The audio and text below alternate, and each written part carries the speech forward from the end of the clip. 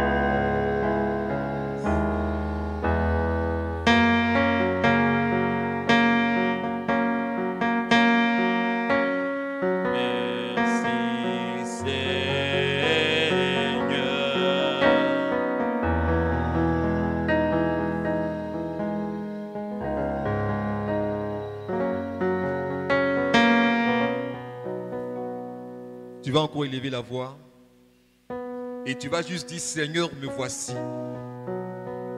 Bien après que je t'ai manifesté ma reconnaissance, je voudrais aussi que tu te souviennes de moi. Je m'approche encore de toi comme ce publicain qui pouvait reconnaître son tort, qui pouvait reconnaître tous ses méfaits et pouvait dire, Seigneur, souviens-toi de moi. Tu vas encore t'approcher de ton Dieu. Tu vas t'approcher encore de l'autel, du trône de grâce, là où encore le sang se trouve pour te pardonner.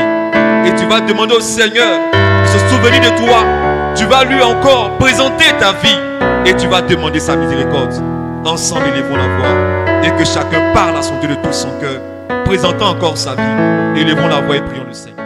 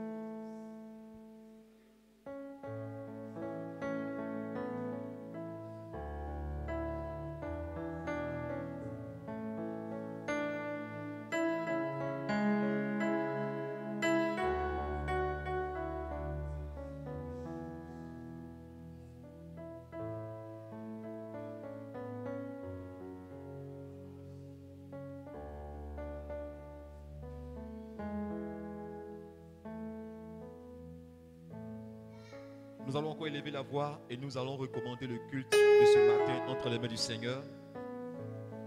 Nous allons demander à Dieu de bénir ce culte. Qu'il ne soit pas un lieu vide pour nous, mais que nous puissions sentir sa chaleur, sentir sa présence. Que lorsque nous finirons ce culte, que nous puissions retourner chez nous étant de nouvelles personnes. Que quelque chose puisse se passer en nous. Que le Seigneur bénisse les questions qui seront posées. Qu'il accorde la sagesse et l'intelligence pour que les réponses soient données, non selon les pensées d'un homme, mais selon lui ses pensées, afin que nous bénéficions de lui sa pensée. Car c'est à lui que nous voulons être unis. Ensemble, élevons la voix et prions le Seigneur.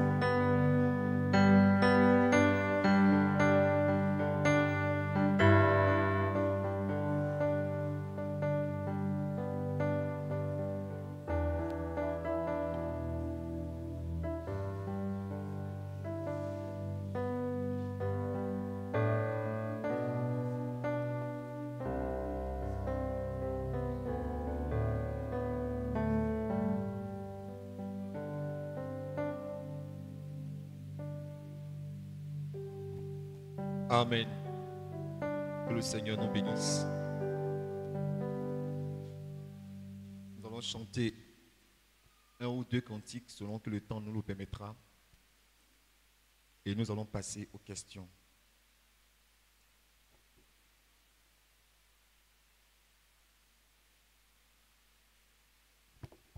Amen. Nous allons chanter ce cantique qui dit « Si profond, insondable est l'amour de notre Dieu. » Amen. Nous allons le chanter posément. En le chantant, nous allons le méditer de tout notre cœur, comme une prière que nous faisons à notre Dieu. Amen. Si riche, si profond, insondable, c'est l'amour divin, l'amour vraiment. Amen. Qui ne connaît pas le cantique? Donc ça veut dire que tout le monde connaît le cantique. Alors nous allons tous nous mettre à chanter le cantique. Toi qui ne connais pas le cantique, tu vas battre les mains. Amen. Donc chantons comme des chrétiens, comme des rachetés, parce que personne ne dira ici que Dieu n'a rien fait pour lui. Amen. Personne ne dira que Dieu n'a fait rien pour lui. Alors tu vas chanter de tout ton cœur, tu vas chanter en adorant ton Dieu. Non pas pour en dire une formalité, mais en adorant ton Dieu. Amen. Si riche, si profond, insondable, c'est l'amour divin, l'amour est, oui, si riche,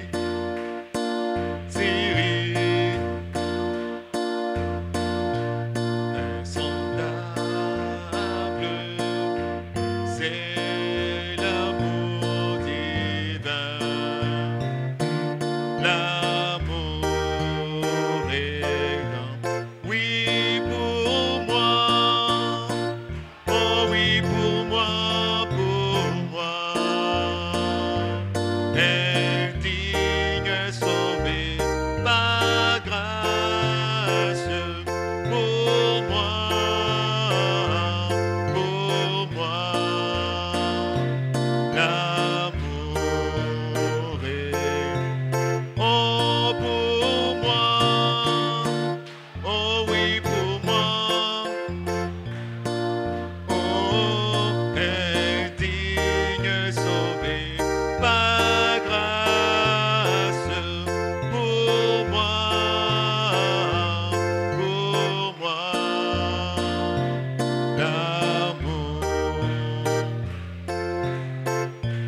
Incomparable, incomparable, inexprimable, est l'amour divin, l'amour rédempteur, immuable et insondable,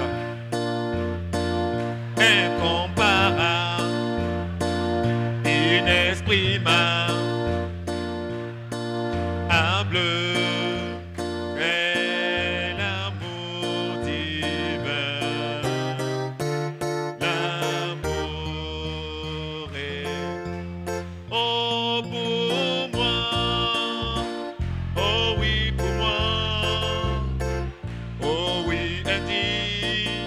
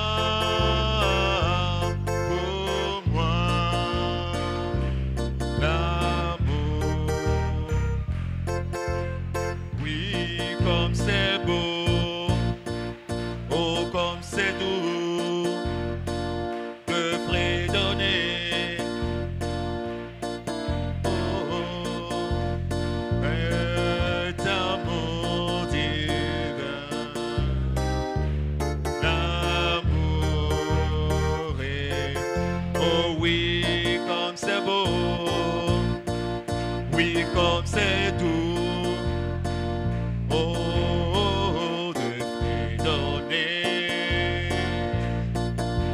cet amour divin, l'amour est, oui pour moi, oh oui pour moi, oui indigne, par grâce pour moi, pour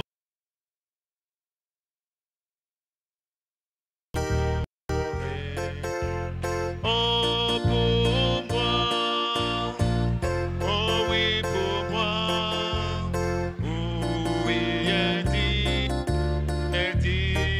sauvé, par grâce pour moi,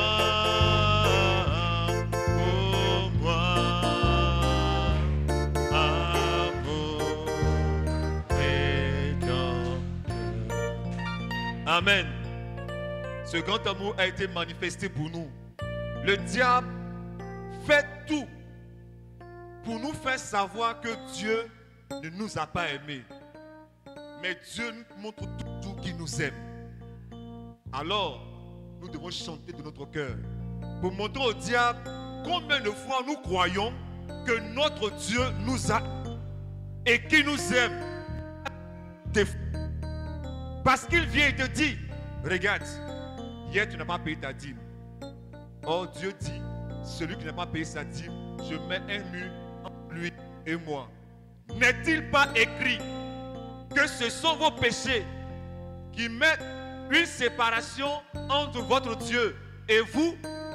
Et tu vois que c'est écrit, alors tu es culpabilisé. Tu vois qu'il y a eu, tu ne peux pas t'approcher. Mais le Seigneur te dit ce matin, souviens-toi là où tu es tombé. Alors dis au diable, il est aussi écrit, souviens-toi de là où tu es tombé et répands-toi. Pour dire que tu peux toujours t'approcher de ton Dieu. Et le Seigneur, tellement il t'a aimé, il t'a montré comment contrecarrer le... Alors ne laisse pas le diable t'engloutir dans le péché. Nous allons nous asseoir. Bonjour ma bien-aimée. Que le Seigneur te bénisse. Merci de nous rendre visite.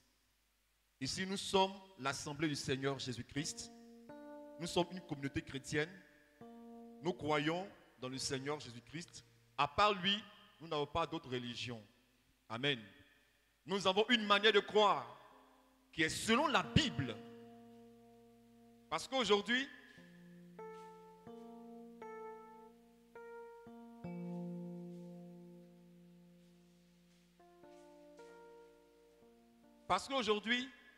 tu vas remarquer, ma bien-aimée, qu'il y a plusieurs églises. Quand tu venais, tu as dépassé plusieurs églises, mais tu es entré ici. Aujourd'hui, on ne sait plus dans quelle église on va prier. Quand tu vas là-bas, c'est comme si. Quand tu vas ici, c'est comme si. Quand tu vas là-bas, c'est comme si. Mais ici, nous avons l'opportunité de poser des questions à notre Dieu pour que nous sachions comment l'adorer. Amen. Donc, certainement que tu as des questions. Certainement que tu as des préoccupations.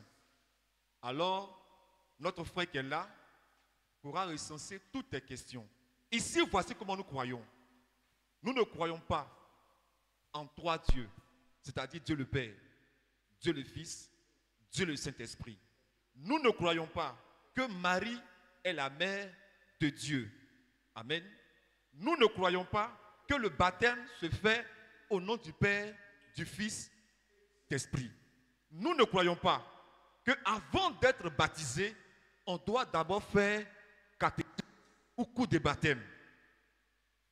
Nous ne croyons pas qu'une femme a le droit de se tenir là où je me tiens et prêcher l'évangile. Nous ne croyons pas au parler en langue n'importe comment dans les églises où on ne te dit pas ce que cela veut dire. C'est-à-dire qu'un se lève, il fait ribababa, mais on ne sait pas de quoi il parle. Nous ne croyons pas en ce de parler en langue.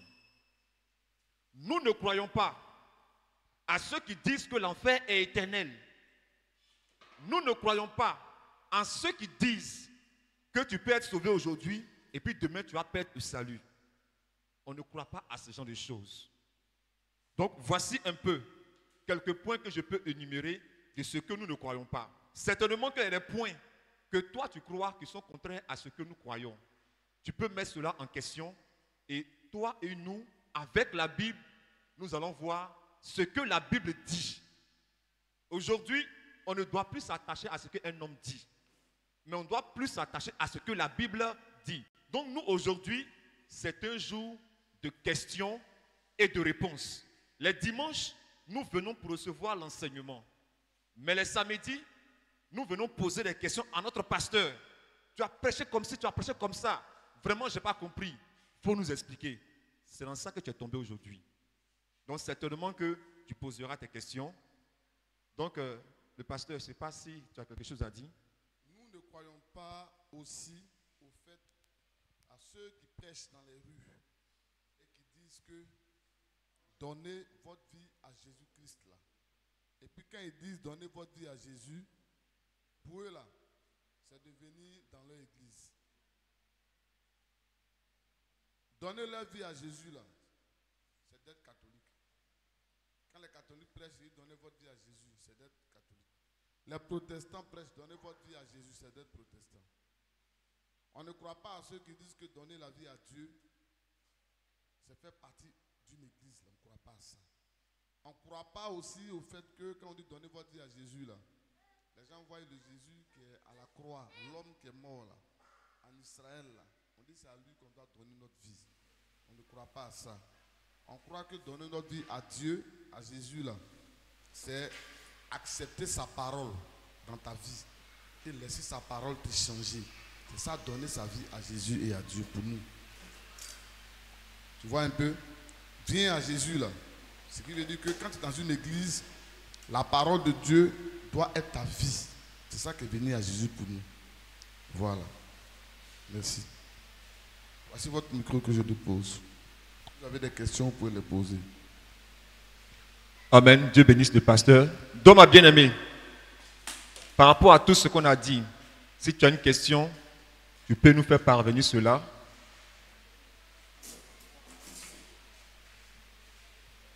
Ne te gêne pas. Hein. Ici, sens-toi chez toi.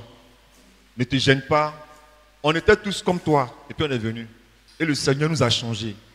Donc, si tu es venu, le Seigneur aussi peut te changer. Donc, ne sois pas gêné. Voilà. Donc, si tu n'as pas de questions, tu dis. Tu as des questions? Ok. Donc, le frère, les questions qui ont été énumérées, tu vas... Amen. Que le Seigneur vous bénisse. Nous avons des questions d'un internaute. La 4 questions. La première question, comment devient-on serviteur de Dieu, pasteur, apôtre, évangéliste, avec les versets? La deuxième question, que signifie le terme message et de quel message s'agit-il? La troisième question, comment reconnaît-on un vrai songe? Et enfin la quatrième question, quel est le nom du Père de Jésus-Christ? Ok. Donc, on va revenir à la première question et nous allons commencer à répondre. J'espère que tout le monde a prêté attention à toutes les questions qui ont été posées. Ou bien on reprend les questions? Ok. Ok, je réponds à la question. Comment devient-on serviteur de Dieu, apôtre, pasteur, évangéliste, avec les versets? Deuxième question. Que signifie le terme message et de quel message s'agit-il?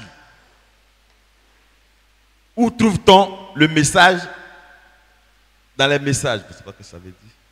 Troisième question. Comment reconnaît-on un vrai songe? Et enfin la quatrième question. Quel est le nom du Père de Jésus-Christ? Ok. Donc, on va commencer par la première question. Tu vas nous lire la première question par laquelle on va commencer à répondre. Comment devient-on serviteur de Dieu, pasteur, apôtre, évangéliste, avec les versets? Ok, voici la question de notre bien-aimé frère qui nous suit sur le net. Il nous demande comment devient-on serviteur de Dieu? Donc, la question est adressée d'abord aux sœurs.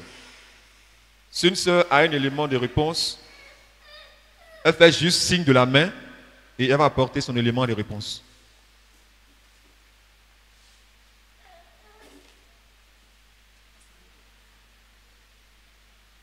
Comment on devient homme de Dieu? Une sœur qui a un élément de réponse peut simplement lever sa main. Ok, du côté des frères.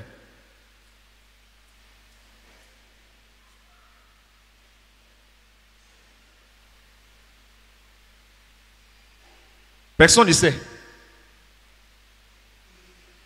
Oui, frère Oumon.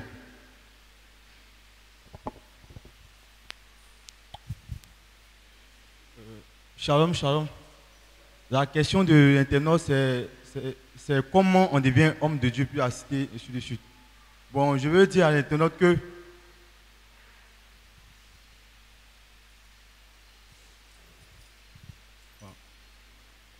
Amen. Je veux dire à l'internaute que on ne devient pas homme de Dieu. On ne devient pas homme de Dieu.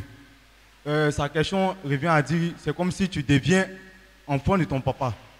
Voilà, on ne devient pas homme de Dieu. Maintenant, il y a un passage dans la Bible où l'apôtre Paul a dit qu'il n'a pas été appelé de quelqu'un, c'est Dieu qui s'est révélé à lui. Je ne sais pas si c'est dans Corinthiens 14, mais Galates, voilà, Galates. On prend ce passage-là. Voilà. Galates chapitre 1.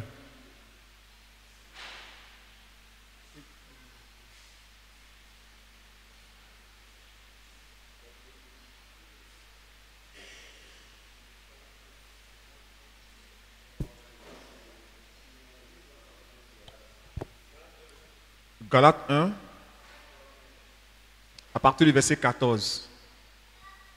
Et comment j'étais plus avancé dans le judaïsme que beaucoup de ceux de mon âge et de ma nation, étant animés d'un zèle excessif pour les traditions de mes pères. Mais lorsqu'il plut à celui qui m'avait mis à part dès le sein de ma mère et qui m'a appelé par sa grâce de révéler en moi son Fils afin que je l'annonçasse parmi les païens, aussitôt je ne consultais ni la chair ni le sang.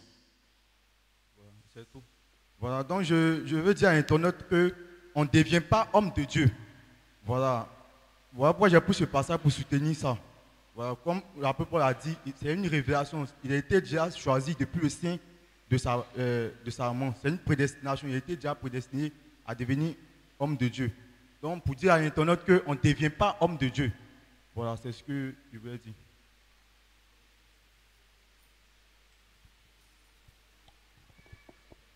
Quelqu'un encore veut ajouter? Frère Yves. Donnez le micro au frère Yves. Amen.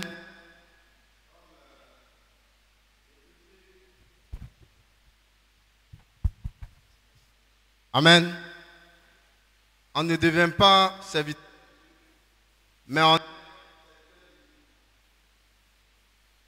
je vais prendre le passage vraiment de Jérémie 1 à partir du verset 4 au verset 5. Jérémie 1, verset 4 au verset 5. Et je vais poursuivre pour dire que l'être humain qui est serviteur de Dieu,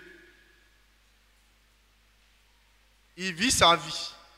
Et à un moment donné de sa vie, Dieu vient à sa rencontre. À un moment donné de sa vie, Dieu le détourne vraiment du chemin sur lequel il marchait, dans le but de lui donner quelque chose, dans le but de l'orienter, dans le but de le connecter à lui, Dieu, en sorte que lui, il aille ouvrir les yeux de ceux qui sont les fils de Dieu, qui ne retrouvent pas leur chemin. Vous êtes d'accord, tu as trouvé? Jérémie 1, à partir du verset 4 au verset 5. La parole de l'Éternel me fut adressée en ces mots. Oui. Afin que je t'eusse formé dans le ventre de ta mère, je te connaissais. Oui. Et avant que tu fusses sorti de ton sein, je t'avais consacré, je t'avais établi prophète des nations. Amen. Amen. Voilà ce que Dieu dit à Jérémie. Ce n'est pas à sa naissance Dieu est venu lui dire ça. Mais Jérémie a vécu. Il a vécu sa vie. Et arrivé à un moment donné, Dieu est venu à lui. Viens au verset 9 s'il te plaît. Verset 9. Oui. Puis l'Éternel étendit sa main et toucha sa bouche. Et l'Éternel me dit, Toucha ma voici. bouche, pas sa Et bouche. toucha ma bouche. Oui. Excusez-moi. Et l'Éternel me dit, voici. Je mets mes paroles dans ta bouche. Je continue? Oui, continue. Regarde, je t'établis aujourd'hui sur les nations et sur les royaumes, pour que tu arraches et que tu abattes, pour que tu ruines et que tu détruises, pour que tu bâtisses et que tu plantes. La parole de l'Éternel me fut adressée en ces mots. Que vois-tu, Jérémie? Je répondis, je vois une branche d'amandier. Tu t'arrêtes au verset 12. Vas-y. Et l'Éternel me dit, tu as bien vu, car je veille sur ma parole pour l'exécuter. Amen. Amen. Il y a le passage d'éthique que je ne retrouve pas avec Samuel là. Je crois que ça doit être 1 Samuel 3. Pour soutenir ce que j'étais en train de dire, l'homme de Dieu Samuel, quand il est né, il a été confié à un ministère. Quelqu'un qui connaissait déjà Dieu. Quelqu'un qui était un serviteur de Dieu. Et il a été connecté à ce ministre de Dieu. De manière à ce qu'il soit instruit. Jusqu'à ce que son temps arrive pour pouvoir exercer. D'accord, je ne sais pas si tu peux m'aider un peu dans ce passage. Bon, j'ai 1 Samuel 3, verset 1. Il dit, le jeune Samuel était au service de l'Éternel devant Élie. Oui, La parole de l'Éternel était rare en ces jours-là. vas-y. Les visions n'étaient pas fréquentes. En ce même temps, Élie, qui commençait à avoir les yeux troubles et ne pouvait plus voir, était couché à sa place. La lampe de l'Éternel n'était pas encore éteinte. Et Samuel était couché dans le temple de l'Éternel, où était l'arche de l'Éternel. Vas-y. Alors, l'Éternel appela Samuel.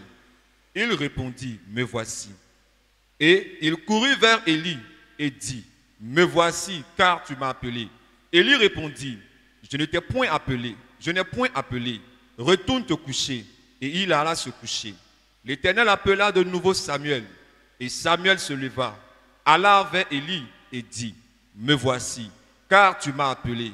Il répondit, je n'ai point appelé. Mon fils, retourne te coucher. Samuel ne connaissait pas encore l'Éternel. Et la parole de l'Éternel ne lui avait pas encore été révélée. Vas-y. L'Éternel appela de nouveau Samuel pour la troisième fois. Et Samuel se leva, alla vers Élie et dit, me voici, car tu m'as appelé. Élie comprit que c'était l'Éternel qui appelait l'enfant. Et il dit à Samuel, va, couche-toi. Et si l'on t'appelle, tu diras, parle Éternel, car ton serviteur écoute. Et Samuel alla se coucher à sa place. C'est bon, tu vas prendre un dernier passage par lequel je vais finir. Actes, chapitre 26, après verset 13 jusqu'à 19. Pour Acte montrer que 26, on 13 ne à devient pas 19. homme de Dieu, mais on est. Et à un moment donné, Dieu vient à la rencontre de cet homme pour faire son travail. Vas-y, s'il te plaît. Acte 26, Après 13 à verset 19. jusqu'à 19. Vers le milieu du jour, ô roi, je vis un chemin resplendir autour de moi. C'est Paul qui rend son témoignage de comment il a été connecté à Dieu lui-même après avoir vécu sa vie. Vas-y mon frère, s'il te plaît. Autour de moi et de mes compagnons, une lumière venant du ciel, et dont l'éclat surpassait celui du soleil. Nous tombâmes tous par terre, et j'entendis une voix qui me disait en langue hébraïque, Saul, Saul, pourquoi me persécutes-tu? Il te serait dû de regimber contre les aiguillons. Je répondis, qui es-tu, Seigneur? Et le Seigneur dit, je suis Jésus, que tu persécutes. Mais lève-toi et tiens-toi sur tes pieds, car je te suis apparu pour t'établir ministre et témoin des choses que tu as vues et de celles pour lesquelles je t'apparaîtrai. Je t'ai choisi du milieu de ce peuple et du milieu des païens vers qui je t'envoie, afin que tu leur ouvres les yeux pour qu'ils passent des ténèbres à la lumière et de la puissance de Satan à Dieu, pour qu'ils reçoivent par la foi en moi le pardon des péchés et l'héritage avec les sanctifiés. Amen. C'est bon, merci bien. Amen. Un autre frère, veux-tu l'ajouter? Frère Adou, vous rien ajouter? Ainsi, mon bien-aimé frère, voici les quelques réponses que nous pouvons vous apporter. On ne devient pas homme de Dieu. Aujourd'hui, on vous a fait croire que pour devenir homme de Dieu, on passe par une école pastorale, chose qui n'est pas correcte. C'est une chose que Dieu n'a jamais aimée et qu'il a condamnée depuis les temps anciens, selon un roi, si je ne me trompe pas.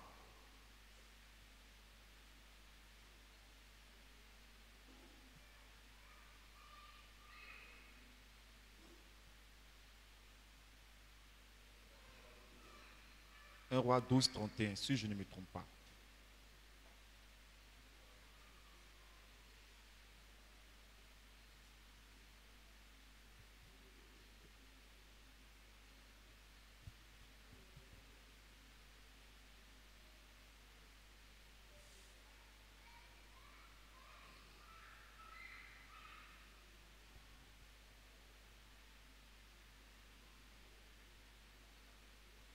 Frère, tu veux m'aider?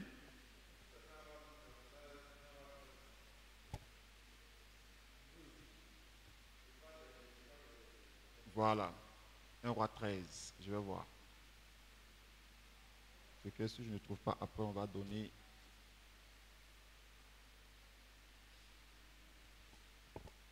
Bon, ok. Dans 1 roi, après on va donner le verset sur qu'on va trouver, on va donner le verset. Dans 1 roi, la Bible dit qu'il y a eu Jéroboam qui dressa des hauts lieux. Et il a commencé à former des sacrificateurs.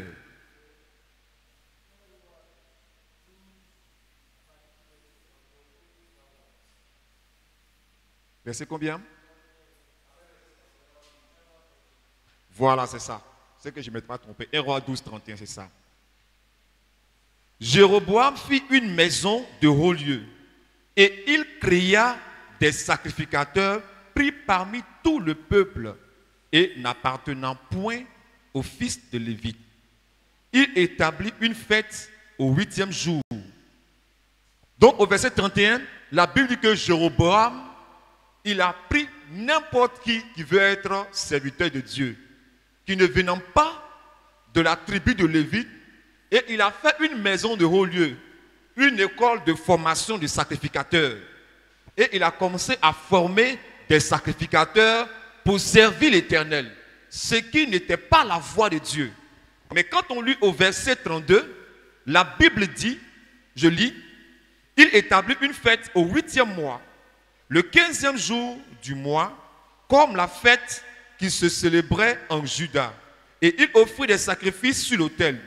Voici ce qu'il fut à Bethel, afin que l'on sacrifia au veau qu'il avait fait. Il plaça à Bethel les prêtres des hauts lieux qu'il avait élevés. Et il monta sur l'autel qu'il avait fait à Bethel le 15e jour du 8e mois. Mois qu'il avait choisi de son gré. Il fit une fête pour les enfants d'Israël et il monta sur l'autel pour brûler le bûcher. Au chapitre 13, la Bible dit que Dieu s'est fâché contre ce que Jéroboam a fait. Dieu n'était pas content parce que ce n'était pas la voie que Dieu avait pourvue pour que les sacrificateurs exercent pour lui. Il avait choisi la tribu de Lévi. Ainsi, dans le Nouveau Testament, dans 2 Timothée chapitre 4, versets 1 à 5, il est aussi dit là-bas que dans les derniers temps, des hommes ne supporteront pas la sainte doctrine, vont eux-mêmes se faire une foule de docteurs selon leurs propres désirs. Au verset 3, il dit, car il viendra un temps où les hommes ne supporteront pas la sainte doctrine, mais ayant la démangeaison d'entendre les choses agréables, ils se donneront une foule de docteurs selon leurs propres désirs, détourneront l'oreille de la vérité et se tourneront vers des fables.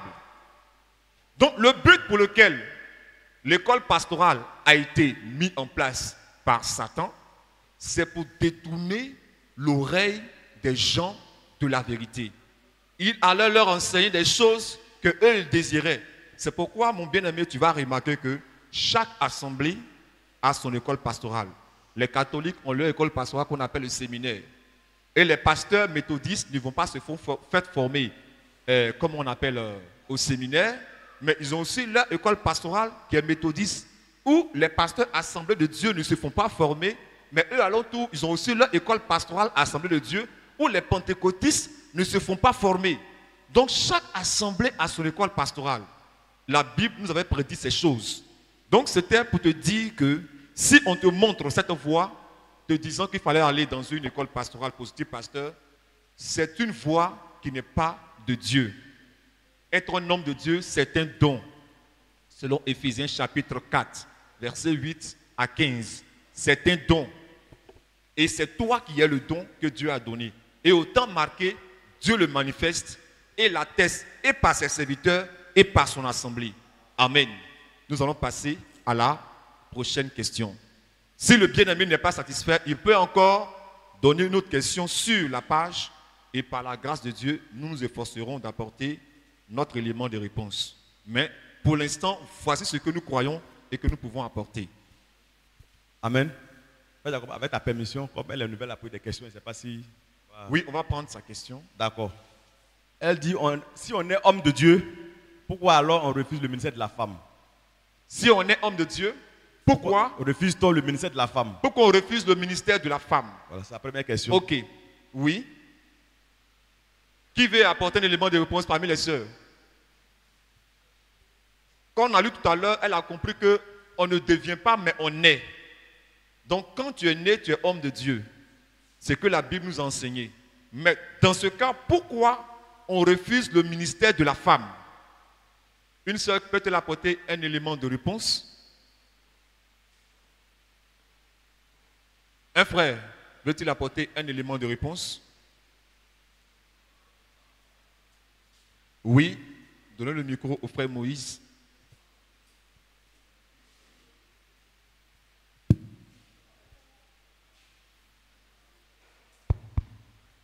Amen. Ok, je vais lui répondre par une question. Est-ce qu'une femme a une sémence?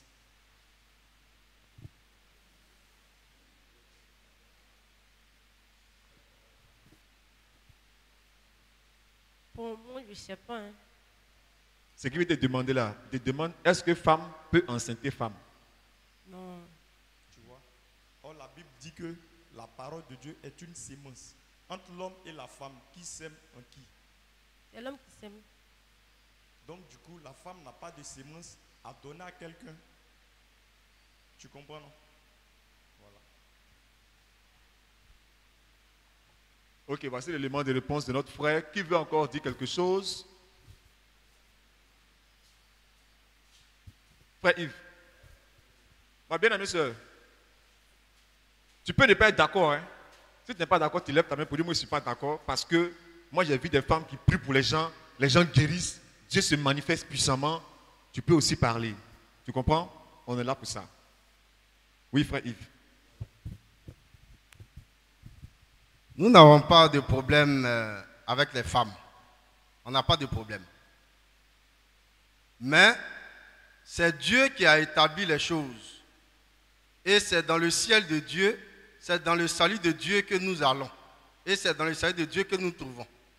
Donc, ce Dieu qui a établi ces choses, on va voir qu'est-ce qu'il dit dans sa parole. Ouais, d'accord, tu vas m'aider avec Exode. Je crois Exode 7, si je ne me trompe pas. Parlant des... Pardon, nombre 7, je crois. Nombre 7. Parlant des sacrificateurs. Je vais aller d'abord 1 à 7.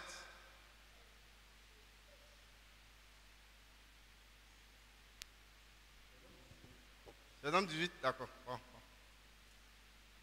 Nombre 18, 1 à 7. Nombre 18, 1 à 7. Vas-y. L'Éternel dit à Aaron, toi et tes fils. Ma soeur, il faut bien écouter ce que Dieu dit. Aaron avait des fils et des filles. Mais Dieu fait une précision. Et il dit, toi et tes fils. L'Éternel dit à Aaron, toi et tes fils et la maison de ton père avec toi, vous porterez la peine des iniquités commises dans le sanctuaire. Toi et tes fils avec toi. Mais pourquoi Dieu est obligé de préciser tout ça? Vas-y. Vous porterez la peine des iniquités commises dans l'exercice de votre fonction. Fais aussi approcher de toi tes frères de la tribu de Lévi. Maintenant, il parle encore de ses frères. Il avait des sœurs, mais il parle de ses frères. Vas-y. La tribu de Lévi, la tribu de ton père, afin qu'il te soit attaché et qu'il te serve. Vas-y. Lorsque toi et tes fils avec toi, vous serez devant la tente du témoignage. Ils observeront ce que tu leur ordonneras et ce qui concerne toute la tente. Mais ils ne s'approcheront ni des ustensiles du sanctuaire, ni de l'autel, de peur que vous ne mouriez, eux et vous. Vas-y. Ils te seront attachés et ils observeront ce qui concerne la tente d'assignation pour tout le service de la tente. Aucun étranger n'approchera de vous. Vous observerez ce qui concerne le sanctuaire de l'autel, afin qu'il n'y ait plus de colère contre les enfants d'Israël. Voici, j'ai pris vos frères, les Tu as Lévites. entendu? Il dit, j'ai pris vos frères. Les Lévites du milieu des enfants d'Israël. Donnez à l'Éternel. Ils vous sont remis en don. Donc ces personnes-là, ces garçons-là, ce sont des dons. Il n'a pas parlé des femmes ni des jeunes filles. Vas-y. Ils vous sont remis en don pour faire le service de la tente d'assignation. Donc ils sont employés au service de Dieu. Des hommes, pas des femmes. Vas-y. Toi et tes fils avec toi, vous observerez les fonctions de votre sacerdoce pour tout ce qui concerne l'autel et pour tout ce qui est en dedans du voile. C'est le service que vous ferez. Je vous accorde en pur don l'exercice du sacerdoce. L'étranger qui approchera sera mis à mort. Tu vois, il dit l'étranger qui approchera sera mis à mort. Étranger à ce service-là. Ce service qui a été donné aux hommes là. Les étrangers qui vont s'approcher à ça, ils seront punis de mort. Les femmes qui vont s'approcher seront frappées. Vas-y, frère. C'est fini au verset 7, c'est fini. Viens maintenant rapidement au verset 20. Verset 20. L'Éternel dit à Aaron, tu ne posséderas rien dans le pays, et il n'y aura point de part pour toi au milieu d'eux. C'est moi qui suis ta part Vas-y. et ta possession au milieu des enfants d'Israël. Je donne comme possession aux enfants de Lévi toute dîme en Israël Écoute bien, pour le il dit- service qu'ils font. Il dit, pour le travail qu'ils font, là, la dîme, là, ce sera leur salaire. Mais dans toute la Bible, il n'y a pas femme qui a pris dîme. Dans le travail de Dieu, ça n'existe pas. Ce n'est pas aujourd'hui que Dieu va cautionner ça. Ce n'est pas aujourd'hui que Dieu sera d'accord avec cela. Tu comprends, ma soeur? D'accord, viens rapidement au verset 30, au verset 31. Verset 30. Tu leur diras, quand vous en aurez prélevé le meilleur, la dîme sera comptée aux Lévites comme le revenu de l'air et comme le revenu de la cuve. Vous la mangerez en un lieu quelconque, vous et votre maison, car c'est votre salaire pour le service que vous faites dans la tente d'assignation. Il n'y a pas de femme dedans. Je vais terminer par ce passage de Matthieu 10, à partir du verset 1 jusqu'à 5. C'est le Seigneur Jésus-Christ. Pour le choix des personnes dans son service, dans sa prédication, ce n'est pas des femmes qu'il a choisies. Quoique, il y ait des femmes disciples, comme des garçons, mais pour faire son travail, pour annoncer la parole, ce n'est pas des femmes qu'il a pris, c'est des hommes. Vas-y, Matthieu chapitre 10 à partir du verset 1. Matthieu 10 à partir du verset 1er. Vas-y. Puis, ayant appelé ses 12 disciples, il leur donna le pouvoir de chasser les esprits impurs et de guérir toutes maladies et toute infirmité. Voici les noms des 12 apôtres. Vas-y. Le premier, Simon, appelé Pierre. Il n'a pas dit Simone ou Pierrette. C'est garçon. Simon. Vas-y. Et André, son frère. Jacques, fils de Zébédée. Et Jean, son frère. Philippe et Barthélemy. Thomas et Matthieu, le publicain. Jacques, fils d'Alphée. Et Thaddée. Simon, le Cananite. Et Judas Iscariote, celui qui le livra et qui livrera Jésus. Tu vois, ma soeur, c'est à ceux-là que Jésus-Christ a dit, allez faire de toutes les nations des disciples et engagez-les dans le baptême. Je vais m'arrêter là, merci.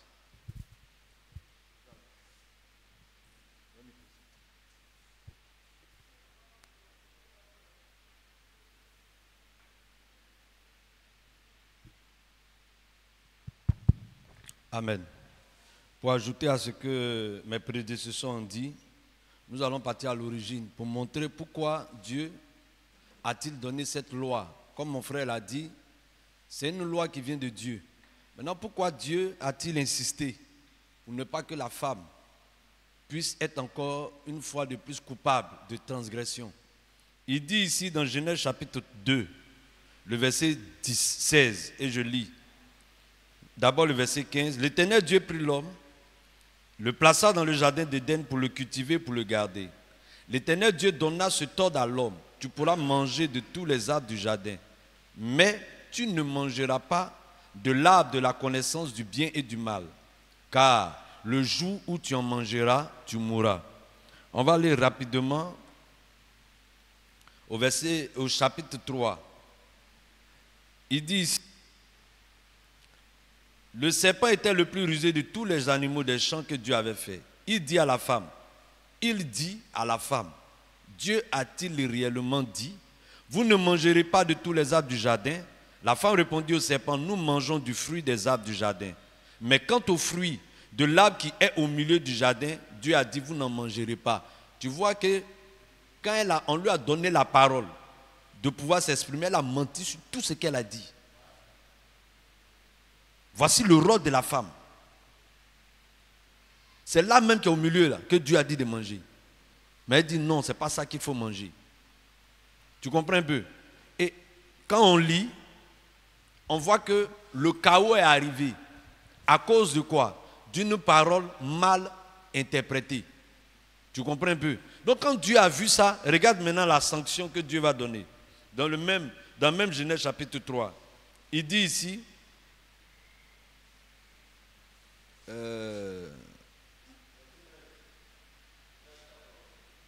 l'Éternel dit, Dieu dit au serpent, puisque tu as fait cela, tu seras maudit en tout le bétail et en tous les animaux des champs. Tu marcheras sur ton ventre et tu mangeras de la poussière tous les jours de ta vie. Verset 15. Je mettrai une amitié entre toi et la femme, entre ta postérité et sa postérité. Celle-ci écrasera la tête et tu lui blesseras le talon. Il dit à la femme, j'augmenterai la souffrance de tes grossesses, tu enfanteras avec douleur et tes désirs se porteront vers ton mari, mais il dominera sur toi. Tu vois un peu? Donc entre l'homme et puis la femme, il y a un qui est supérieur. L'inférieur ne peut plus commander, parce que quand une femme prend la parole, elle est en train de prêcher, là, elle donne de l'autorité, elle donne des ordres. Ne pas. obéissez, changez, transformez. Tu vois que là, elle commence à avoir une autorité qu'il ne faut pas. Mais qu'est-ce que Dieu a dit ici? Dieu a déjà dit ici que la femme sera soumise. Le mari dominera. Tu vois un peu? Donc tu vois que à cause de la femme, cimetière est arrivé sur la terre. À cause de la femme, maladie est arrivée sur la terre. À cause de la femme, le chaos est arrivé sur la terre. Voilà pourquoi le Seigneur dit, concernant le salut, concernant la vie éternelle, on ne peut plus encore une fois lui donner l'occasion de pouvoir... Parce que dès qu'elle est sortie la mort, quand elle a pris la parole pour la première fois, là, ça entraînait le chaos, ça entraînait la mort. Maintenant, par rapport encore au salut, si on doit donner encore la latitude de dire quelque chose, ce sera réellement le chaos. Voilà pourquoi Dieu a dit, la femme ne doit pas prêcher. Maintenant, on va prendre Joël 2,38. Joël 2,28. C'est ça, non? On va prendre Joël 2,28. Joël lit, parce que c'est sur ça que les gens s'appuient beaucoup pour proférer leurs mensonges. Joël 2, chapitre. On va voir. Il dit ici, après cela, je répandrai mon esprit sur toute chair. Vos fils et vos filles prophétiseront. Vos vieillards auront des songes et vos jeunes gens des visions. Tu me suis, non? Maintenant, on va voir l'accomplissement de cette parole-là. Acte chapitre 2.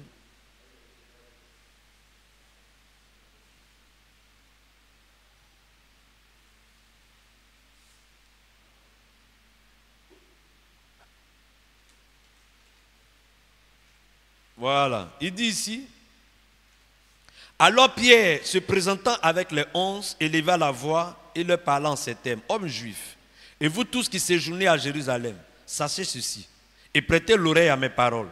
Ces gens ne sont pas ivres, comme vous le supposez, car c'est la 3e jour.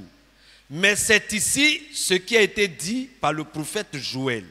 Dans les derniers jours, dit Dieu, je répandrai de mon esprit sur toute chair. Vos fils et vos filles prophétiseront.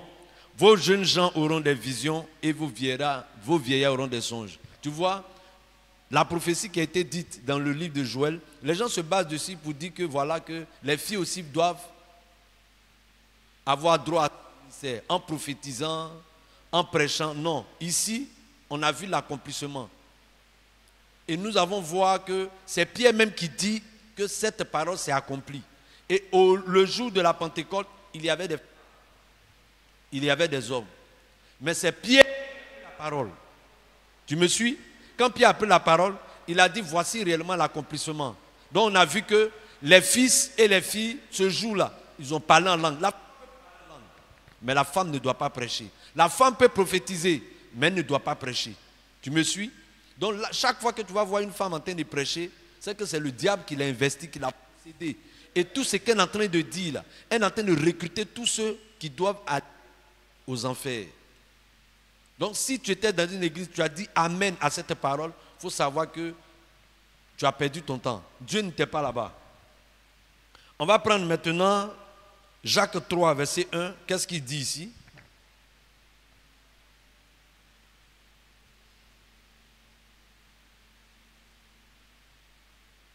Jacques chapitre 3.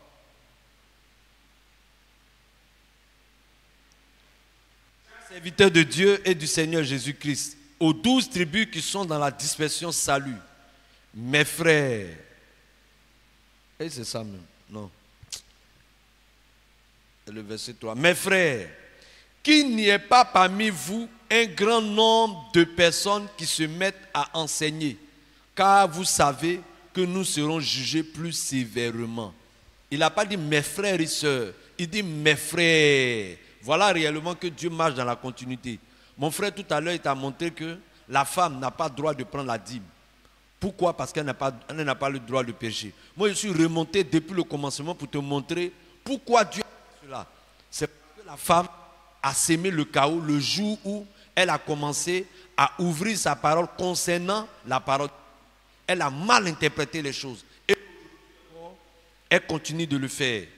Il y a des femmes qui vont prendre la Bible, elles vont même dire, même si elle est en train de réciter correctement ce qu'elle est en train de dire, elle est quand même. Pourquoi? Parce qu'avant de monter ici, il faut que tu sois ordonné. On ne monte pas ici parce qu'on le veut.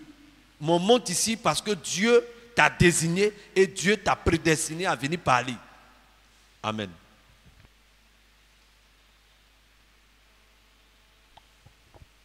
Amen, ma bien-aimée.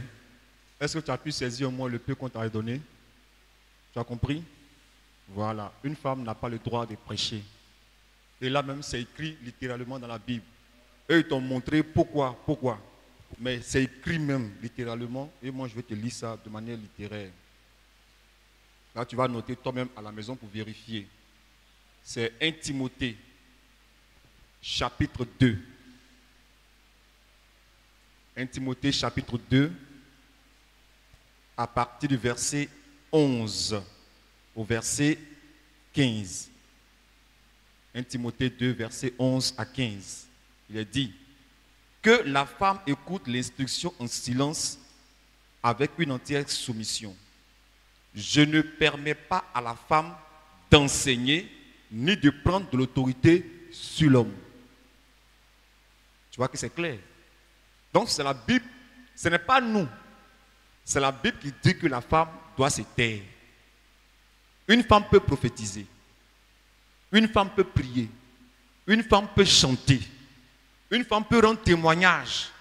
Une femme même peut prier pour les malades. Mais en ce qui concerne l'enseignement, la Bible dit qu'il n'est pas permis à la femme d'enseigner. Maintenant, si la Bible ne permet pas, alors ces femmes-là, qui leur permet d'enseigner? Or, quand tu ne fais pas quelque chose qu'on ne t'a pas permis de faire, on t'appelle quoi? Un rebelle. Tu es un enfant désobéissant. Tu vois? Donc, ce sont des femmes désobéissantes. Des femmes rebelles. Et elles vous font croire que Dieu les a envoyées. Mais Dieu qui est la parole, il dit, je ne permets pas à la femme d'enseigner. Donc, cette femme-là qui l'a envoyée, ce n'est pas Dieu. Ce n'est pas Dieu. Tu comprends, ma bien-aimée? Donc, toutes les églises où femmes prêchent l'évangile, la Bible dit que tous ceux qui l'écoutent et tous meurent, ils vont en enfer. Eux là, ça veut dire qu'eux, ils s'habillent en costume matin, ils sont chauds, puis ils sont chantés, ils sont fait 10 000 offrandes, ils sont perdus. Tu sais pourquoi? Je vais te lire ça. Il dit, je ne permets pas à la femme d'enseigner de prendre l'autorité sur l'homme, mais elle doit demeurer dans le silence. Pourquoi? Car Adam a été formé le premier. Donc tu vois que la femme n'est pas sur le même pied d'égalité que l'homme. Mais excuse-moi, j'ai dit quelque chose quoi. Faut pas te fâcher. Tu vois, c'est comme le pantalon. Le pantalon n'a pas été fait pour la femme. Le pantalon a été fait pour l'homme. C'est pourquoi tu vois ici, on appelle ça braguette. C'est pour permettre à l'homme de pouvoir se soulager rapidement. Mais si toi, femme qui as porté ça, si tu es soulagé, tu fais comment? Tu vois? Donc tu vois que la manière dont le pantalon a été constitué, ce n'est pas pour la femme. Mais la femme porte et on fait croire qu'une femme peut porter. Et puis on dit, mais regarde, la femme a 2 pieds, l'homme aussi a 2 pieds. Où est la différence? Or, après le péché, il y a un habillement que Dieu a donné à la femme, il y a un habillement que Dieu a donné à l'homme. Même quand on est à la maison, quand un homme et une femme sont mariés, il y a un langage qui dit, quand le monsieur est fâché, qu'est-ce qu'il dit? Il dit, tu vas me montrer entre toi et moi qui porte là. C'est pas ce qu'on dit. Mais cette femme ne porte pas la culotte. Donc c'est pour dire que la culotte appartient à l'homme. Même dans nos langages. On dit, entre toi et moi, qui porte le pantalon ici? Mais pourtant la femme porte le pantalon. Non, pour dire que le pantalon appartient à la femme. Mais c'est la femme rebelle qui commence à porter le pantalon comme l'homme parce qu'elle veut s'égaler à l'homme. C'est l'esprit de l'émancipation. Je ne le dis pas à cause de toi, tu ne savais pas. Mais je te le fais savoir maintenant. Voilà. C'est l'esprit de l'émancipation qui amène aujourd'hui les femmes à porter les pantalons et à s'habiller comme des hommes. Or, la Bible dit que si une femme s'habille comme un homme, elle est en abomination à l'Éternel, ton Dieu. Deutéronome 22, verset 5. Deutéronome 22, verset 5. Une femme ne portera point un habillement. Une femme ne portera point un habillement d'homme. Et un homme ne mettra point de vêtements de femme. Car quiconque fait ces choses est en abomination à l'Éternel, ton Dieu. Donc toutes les femmes qui portent des pantalons qui marchent dans les rues, là, même les femmes qu'on appelle femmes de Dieu, là, quand tu les vois en pantalon, Dieu dit quand tu la regardes, elle est abominable. C'est ça qu'on appelle abominable. Donc toutes les femmes qui sont en pantalon sur la terre, là, quand Dieu les regarde, elles sont abominables devant lui. Donc, ma bien-aimée sœur, aujourd'hui Dieu t'a parlé. Donc si tu ne veux plus être abominable, ce qui appartient aux hommes là, il faut leur donner. Prends pour les femmes là. Là, tu seras d'accord avec Dieu. Tu comprends? Donc la femme n'a pas le droit de prêcher. C'est l'homme qui est le chef et c'est à Dieu, c'est à l'homme que Dieu confie les choses. Et la femme, elle reçoit l'enseignement de l'homme. C'est comme ça que Dieu établit les choses. Est-ce que c'est bien compris? Que Dieu te bénisse.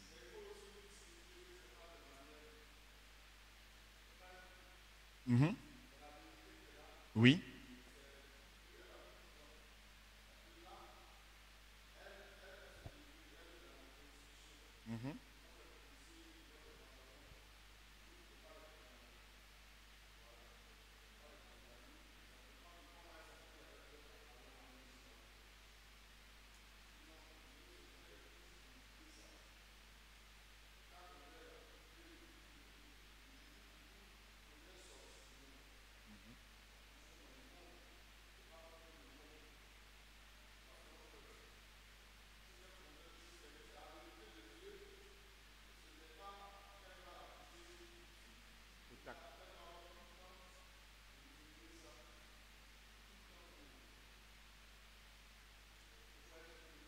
Très bien.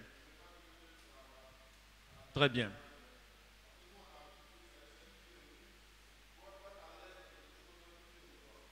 C'est ça.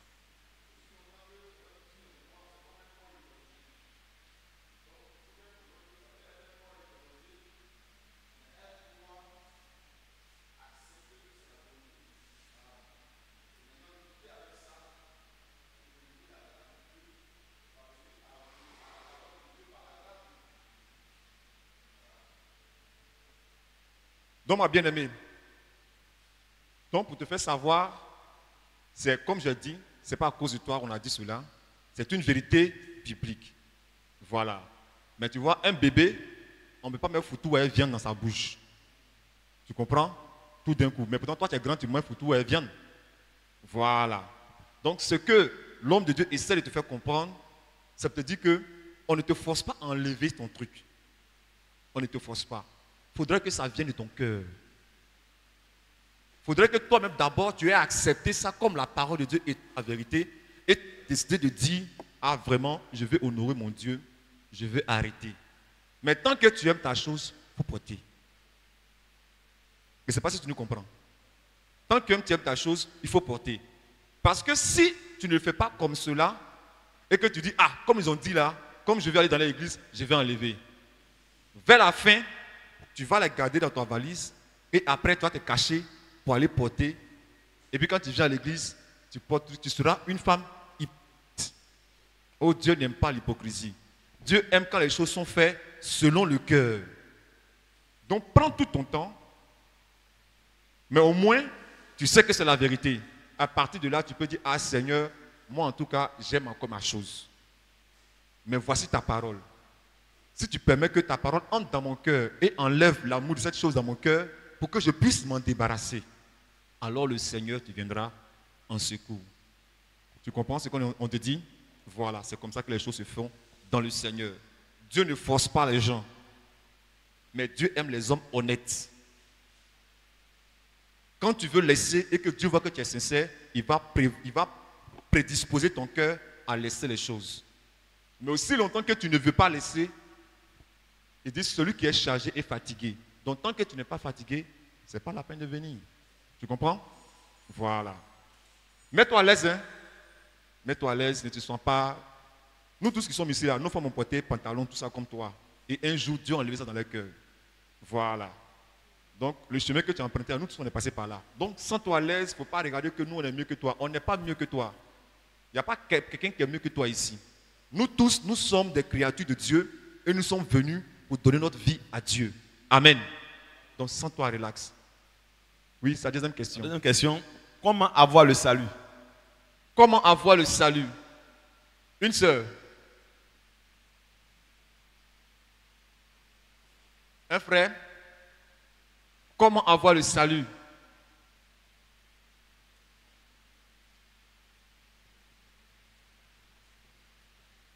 Frère Yves, aujourd'hui, là, les frères et les sœurs ne sont même pas prêts pour répondre.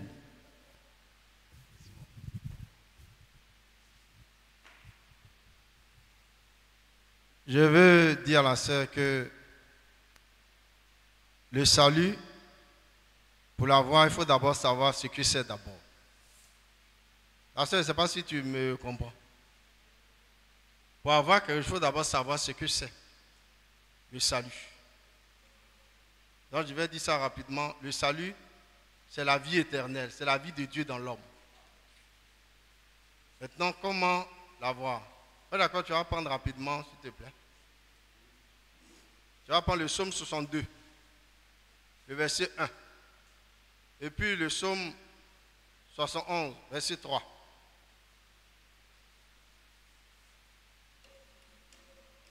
Psaume 62, verset 1. Et puis psaume 111, verset 3.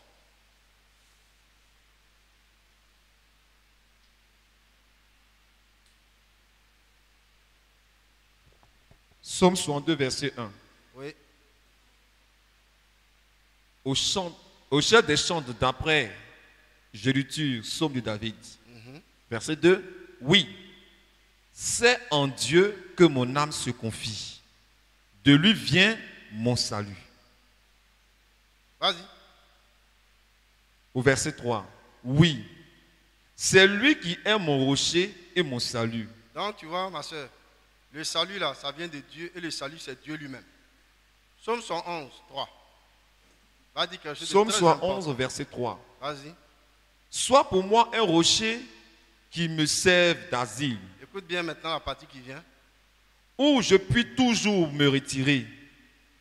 Tu as résolu de me sauver. Donc Dieu a résolu de sauver cette personne. Maintenant, comment cette personne va être connectée à ce salut-là? Le salut vient sur la base de la vérité. La vérité de la parole de Dieu. Le salut ne vient pas comme ça. C'est sur la base de la vérité. Prends s'il te plaît Romains. Romains chapitre 10. À partir du verset 13. Et puis Romains 10, verset Timothée 13. 4, verset 16. Oui. Ah, ça, j'espère que tu me suis. Car quiconque invoquera le nom du Seigneur sera sauvé. Comment donc évoqueront-ils celui en qui ils n'ont pas cru? Donc Paul est en train de régler la question du salut que tu poses. Le comment. Vas-y. Comment donc évoqueront-ils celui en qui ils n'ont point cru? Et comment croiront-ils en celui dont ils n'ont pas entendu parler? Et comment en entendront-ils parler s'il n'y a personne qui prêche? Vas-y. Et comment il y aura des prédicateurs s'ils ne sont pas envoyés? Selon qu'il est écrit qu'ils sont beaux, les pieds de ceux qui annoncent la paix, de ceux qui annoncent de bonnes nouvelles. Mais tous n'ont pas obéi à la bonne nouvelle. Vas-y. Aussi Ésaïe dit-il, Seigneur, qui a cru à notre prédication? Ainsi, la foi vient de ce qu'on entend, et ce qu'on entend vient de la parole de Christ. Moi maintenant, 1 Timothée 4, verset 16, puis est terminé par le passage de Actes 8, à partir du verset 26 jusqu'à 36. 1 Timothée 4, verset 16. Écoute bien, ma soeur. Veille sur toi-même et sur ton enseignement. Persévère dans ces choses, car en agissant ainsi, tu te sauveras toi-même et tu sauveras ceux qui t'écoutent. Donc, l'enseignement qui est véhiculé, c'est ça qui apporte le salut. Si tu as reçu un enseignement qui vient de la vérité, tu auras ce salut. Mais si c'est un enseignement qui vient du mensonge, qui n'a rien à voir avec ce que Dieu a dit dans sa parole, tu as problème. Donc je termine par ce passage de Acte 8, à partir du verset 26.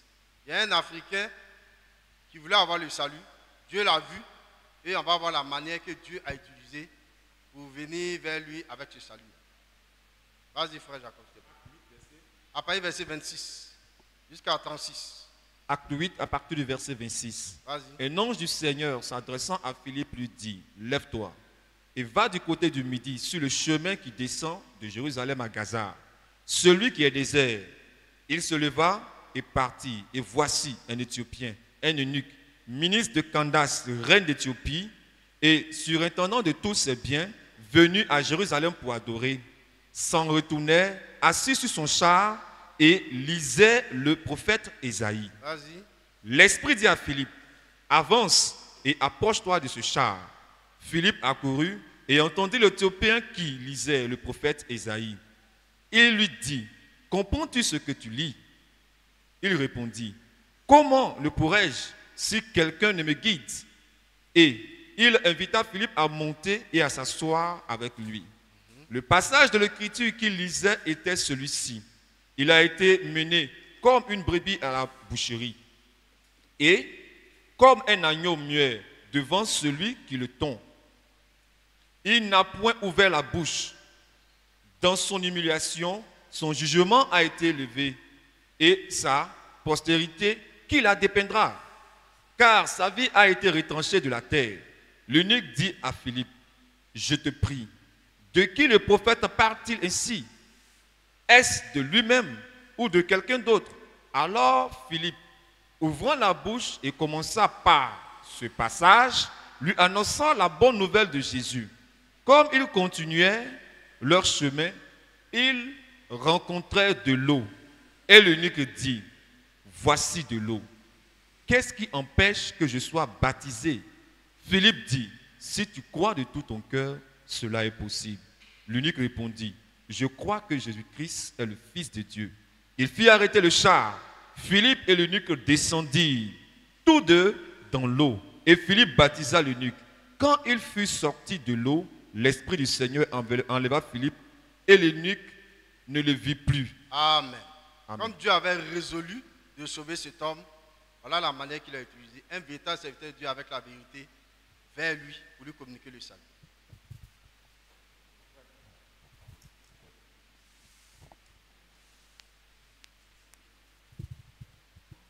La question c'est de savoir comment avoir le salut, c'est ça? Acte chapitre 2. Pour ajouter à ce que mon frère a dit, le salut, pour l'avoir, il faut rencontrer d'abord celui qui a le salut. Et il vient te montrer un texte qui est clair. Il lisait les Écritures, il lisait la Bible, mais il ne comprenait pas. Il a fallu que le salut se déplace pour monter dans son char. Et ce jour-là, le salut s'appelait qui? Philippe. Et ici, dans Acte chapitre 2, regarde la question qu'ils ont posée. Il dit ici, Acte chapitre 2, après avoir entendu ce discours, verset 37, il eut le cœur vivement touché et il dit à Pierre et aux autres apôtres, hommes frères, que ferions-nous? Tu vois la question qu'ils ont posée? Mais qu'est-ce qui s'est passé? D'abord, pour que tu puisses avoir le salut, il faut d'abord qu'une vérité soit prêchée.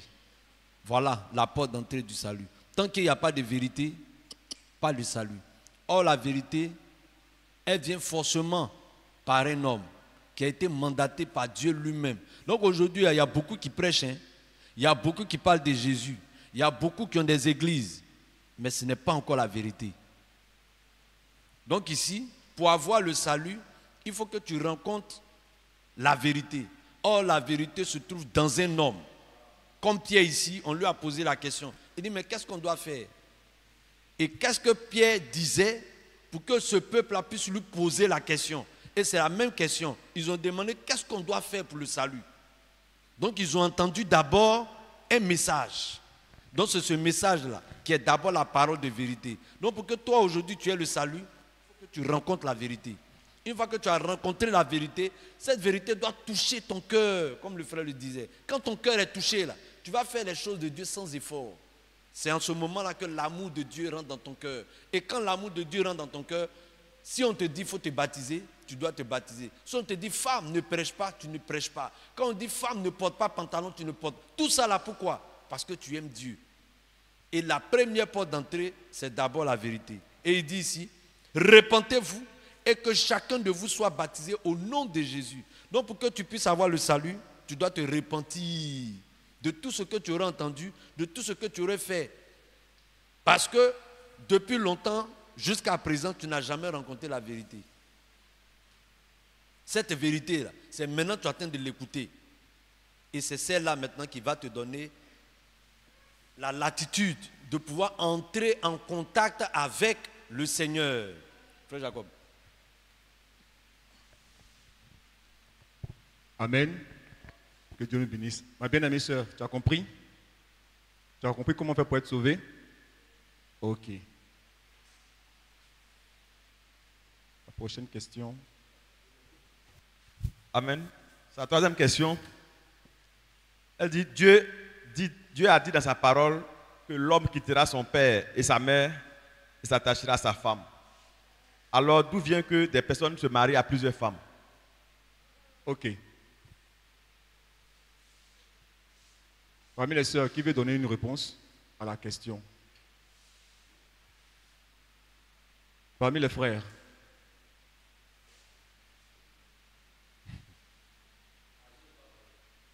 Azeu n'est pas prêt pour parler. Frère Yves, comme d'habitude.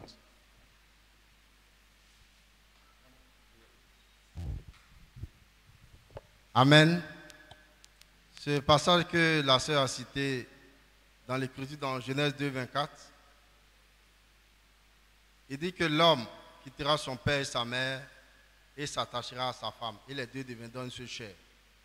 D'où vient-il qu'il y a beaucoup de femmes qui sont prises par des hommes?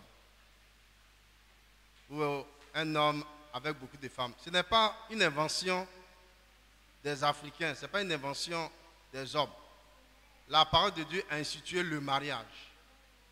Et la parole de Dieu a donné la latitude à l'homme d'en prendre. On va prendre le livre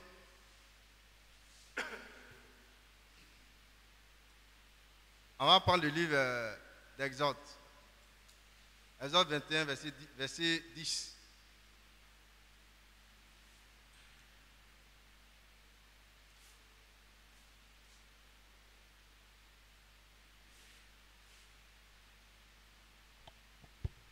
Exode 21, verset 10. Vas-y. S'il prend une autre femme, il ne retranchera rien pour la première à la nourriture. Donc Dieu même dit que si un homme prend une autre femme, ce qu'il faisait pour la première, il ne va pas retrancher cela. Vas-y. Aux vêtements et au droit conjugal. Et s'il ne fait pas pour elle ces trois choses, elle pourra sortir sans rien payer, sans donner de l'argent. Donc, Dieu n'est pas contre ça. Dieu n'est pas contre ça. Le fait qu'un homme prenne une deuxième, une troisième, une quatrième, ainsi de suite. Tu comprends, ma soeur?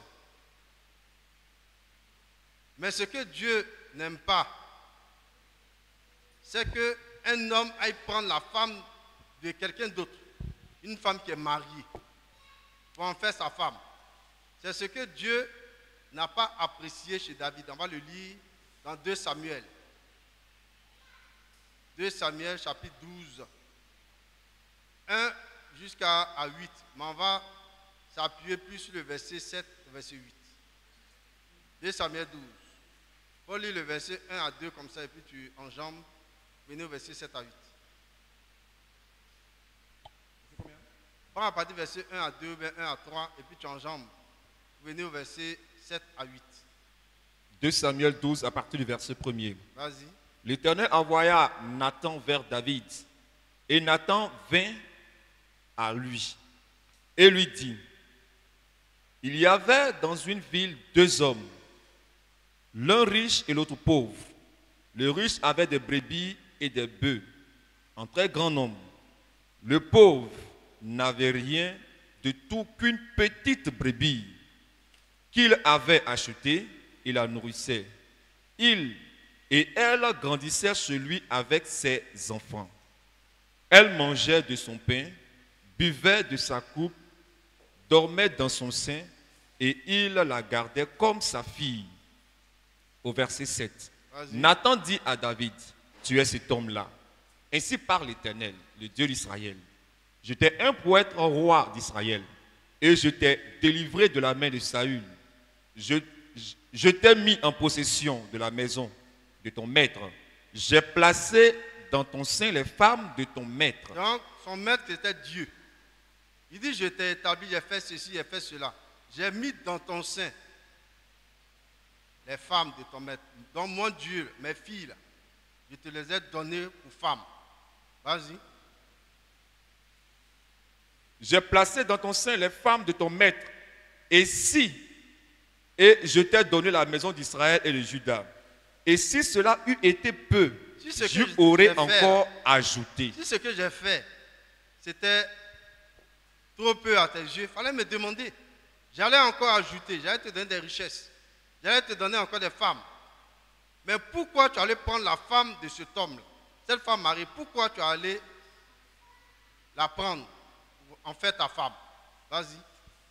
Verset 9. Pourquoi donc as-tu méprisé la parole d'Hélène en faisant ce qui est mal à ses yeux? Tu as frappé l'épée Uri le Hétien, et tu as pris sa femme pour en faire ta femme. Et lui, tu l'as tué par l'épée des fils d'Amon. Tu as vu, non? Ma soeur, Dieu n'a pas condamné cela, le fait qu'un homme a plusieurs femmes. Mais ce qu'il a plutôt condamné, c'est l'adultère, le fait d'aller prendre la femme de quelqu'un d'autre. Je vais lire encore un dernier passage, je vais m'arrêter là. Je crois que ça doit être dans 1 roi 5, 15, 1 roi 15, 5, parlant de David, où il dit que David a été fidèle dans toute la maison de l'Éternel, voilà, sauf dans l'affaire de Uri le Hétien. Il faut lire ça, s'il te plaît.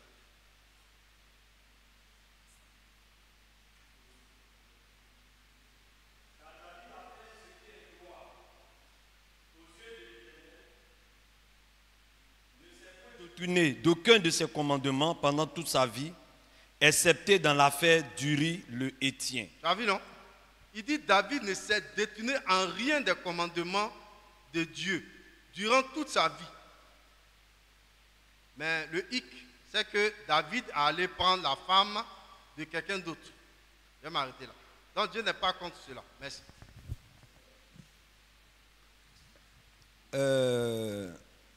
Donnez-lui le micro, je vais lui poser une question.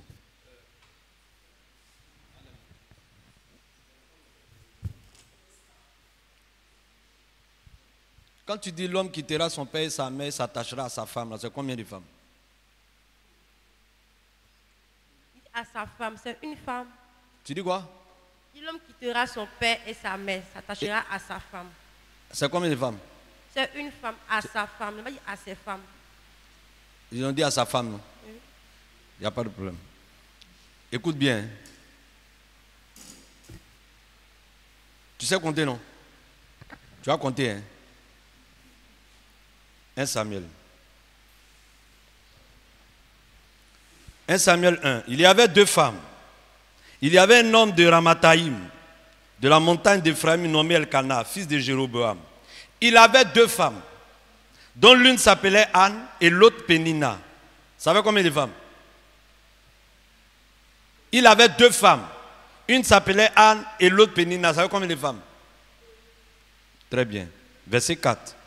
Le jour où Elkana offrait son sacrifice, il donnait des portions à Pénina, sa femme. Ça va? Tu me suis, non? Il avait 2 femmes. On dit quand il donnait des sacrifices, il donnait aussi à sa femme Pénina. Le mot ça est sorti, non? Est-ce qu'elle me suit? On va aller maintenant. Tu vas voir le deuxième ça qui va ressortir. Verset 19. Il se levait de bon matin et après s'être prosterné devant l'Éternel, ils s'en retournèrent et revinrent dans leur maison à Rabat. Elkana connut Anne, sa femme. Ce n'est pas le même ça là. Tu vois un peu? Il y a le ça de Pénina et puis il y a le ça de Anne. Ça fait combien de ça? Ça fait 2, non? Donc tu vois que le ça là, ça ne veut pas dire un. Quand tu vas à la maison là, tu as combien d'habits? Tu as beaucoup d'habits, non? Mais quand on soulève, on dit habit là, c'est pour qui? Tu as dit c'est l'habit, mais tu as dit mon habit. C'est mon habit, non? Quand on soulève le deuxième, tu dis c'est quoi? Quand on soulève le troisième, on dit c'est quoi? À la fin là, tu as combien d'habits? Hein? Hein? À la fin là, ça te fait combien d'habits? Donc tu as vu que mon ton son, matassa là, ça ne veut pas dire un. Si au moins Dieu dit, l'homme quittera son père et sa mère et s'attachera à une, c'était collé. Il s'attachera à sa femme. Et là même, on a fait sortir même le texte de son contexte. Parce que ici, s'attacher là, ce n'est pas marcher, ce n'est pas manger. Tu comprends un peu? Quel que soit même si un homme a 1000 femmes, il ne peut pas s'attacher à même temps les 1000 femmes. C'est impossible. Attaché ici là, c'est rapport sexuel. Tu comprends un peu? Donc les gens, ils ont fait sortir le texte de son contexte et ils se sont appuyés dessus pour montrer que c'est l'unicité. Mais maintenant, c'est que Dieu condamne. Tu sais c'est quoi? C'est une femme qui veut prendre plusieurs hommes. C'est l'homme qui va avec l'homme. C'est la femme qui va avec la femme. Voilà ce que Dieu condamne. Et quand tu regardes les réseaux sociaux, quand tu vas sur Facebook, tu remarques que la polygamie, là, on chasse tous ceux qui veulent être polygames.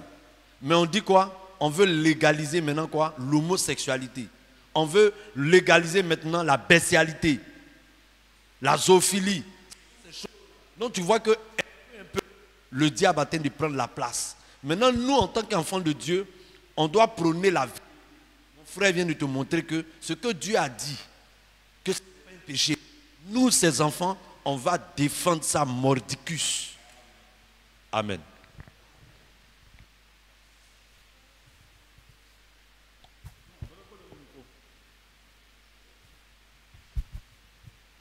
Ma bien-aimée, est-ce que c'est bon? Oui, c'est bon. Le problème est résolu? Oui. Est-ce qu'un homme peut prendre plusieurs femmes? Oui. Il ne faut pas dire pour nous. Il faut dire si tu es vraiment d'accord. Si tu n'es pas d'accord, tu dis non, ça ne passe pas. Il doit prendre plusieurs femmes parce que le père m'a détaillé. Parce que? Le père m'a expliqué. Il t'a expliqué, non? C'est clair dans la Bible. Voilà. Et c'est ça que les gens n'arrivent pas à expliquer aux gens. Voilà, c'est comme ça. Il a pris habit, tu as compris. Si on te dit, tu as combien de sœurs? Tu as 3 sœurs. Et puis, les sœurs sont à l'école ici. Et puis, on dit que chaque parent vient prendre son enfant. Ou bien sa sœur. Toi, tu as 3 sœurs. On dit que chaque parent, que chaque fille vient prendre sa sœur. Ou bien sa petite sœur. Tu vas prendre combien de sœurs? Et pour mes 3 sœurs. Non, mais on dit ça. Ça là, c'est une sœur. Tu vois comment les gens nous trompent? Non, on dit, mais tu vois, on dit ça. Ça ne veut pas dire une. Ça veut dire que ça là, ça veut dire que ça t'appartient. C'est tout ce que ça veut dire. Donc aussi longtemps qu'une femme ne t'appartient pas, tu ne peux pas t'attacher à elle. C'est quand elle t'appartient, alors elle est ta femme. C'est là que tu peux t'attacher. Donc on ne s'attache pas à n'importe qui. Tu comprends? Et c'est pourquoi je vais lire un verset où Paul dit ici, dans 1 Corinthiens 7, il dit, pour ce qui concerne les choses dont vous m'avez écrit, je pense qu'il est bon pour l'homme de ne point toucher de femme. Toutefois, pour éviter l'impudicité ou la fornication, l'impudicité ou la fornication, ça veut dire que si un homme n'a pas marié une femme et qu'il soit avec elle, c'est la fornication. Si une fille n'est pas mariée à un homme, qu'elle soit avec lui, c'est la fornication, c'est l'impudicité. Tu comprends? Il dit toutefois pour éviter l'impudicité, que chacun ait sa femme et que chaque femme ait son mari. Donc ça veut dire que tant que l'homme là, il ne t'appartient pas, il ne faut pas partir faire. Tant que la femme là ne t'appartient pas, il ne faut pas partir faire. C'est quand la chose t'appartient que tu fais. Tu comprends? Voici le but de ça. C'est pourquoi ils ont dit sa femme. C'est parce que sa femme qu'il peut s'attacher. Mais si ce n'est pas sa femme, il ne peut pas s'attacher. Donc l'homme s'attache à sa femme. Amen. Jack, il y a encore des questions? Sa dernière question. Elle demande d'où est quittée la femme de Caïn, dans la mesure où Adam avait... La femme de Caïn. Je vais répondre ça directement, comme le temps est parti. Genèse chapitre 5. Genèse chapitre 5, verset 3. La Bible dit que Adam, âgé de 100 ans, engendra un fils à sa ressemblance, selon son image, et lui donna le nom de Seth. Les jours d'Adam, après la naissance de Seth, furent de 800 ans, et il engendra des fils et des filles. Donc après Caïn et Abel, Abel est mort. Adam a eu un autre fils qu'on appelle Seth. Après Seth, Adam a eu des fils et des filles. Tu comprends? Voilà. Et Adam était âgé là de combien d'années? Non, il était âgé de 130 ans quand il a mis Seth au monde. Tu vois? Il était âgé de 130 ans qu'il a mis Seth au monde. Maintenant qu'il a fini de mettre Seth au monde, il a eu des fils et des filles et il est mort à 930 ans. De 130 ans à 930 ans, il y a eu 800 ans. Donc entre les 800 ans là, imagine l'âge que les filles que Adam avait. Tu vois? Peut-être que d'autres avaient 100 ans, d'autres avaient 200 ans, d'autres avaient 300 ans, d'autres avaient 80 ans. Tu vois? Et c'est parmi ces filles que Caïn a pris une fille pour en faire sa femme. Parce que quand Dieu a créé l'homme et la femme, il n'y avait pas d'autre homme ailleurs. C'était Adam qui était l'homme que Dieu avait créé. Et de l'homme, il a tiré la femme. Donc c'était les deux qui étaient là. Les deux êtres humains. Et c'est d'eux maintenant que les hommes sont venus. Donc Caïn, étant sorti de la femme, a pris l'une de ses sœurs. Et c'est comme ça aussi que Seth, il a aussi pris l'une de ses sœurs. Et ils se sont multipliés. C'est quand les hommes se sont multipliés et grandis que Dieu a commencé à mettre la loi où il a dit, tu ne vas plus aller avec ta sœur. Tu comprends? Mais au commencement, comme c'était le temps de la reproduction, il permettait que les hommes prennent les sœurs. Ils prennent les sœurs jusqu'à ce qu'ils se multiplient. Mais quand les hommes commencent à se multiplier, Dieu veut mettre la loi. Il dit, bon, tu ne vas plus voir la nudité de ta sœur. Le frère ne va plus avec sa sœur. C'est comme ci, c'est comme ça. Tu comprends? Voilà. Donc c'est sa propre sœur qu'il a pris comme femme. Amen. Que le Seigneur nous bénisse. Ainsi va prendre fin nos questions et réponses. Concernant l'internaute, nous allons revenir sur ces questions comme le temps est parti. Voilà. Comme le temps est parti, nous allons revenir sur les questions de l'internaute. Amen. Sur ce, je vais passer le micro au frère Adou qui va nous diriger pour le reste du culte.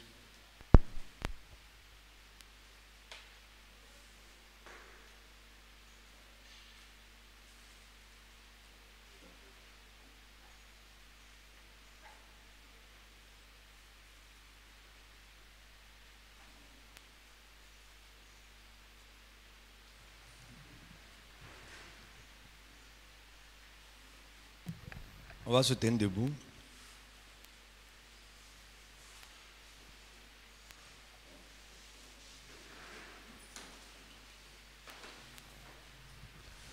Écoute au ciel et tout ce que tu as, combien Jésus-Christ est riche en bonté. Et toi, t'es des hommes taille des champs. Oh, louez-le, car il est bon. Combien il est bon, combien il est bon, combien il est bon, mon Seigneur, mon Dieu.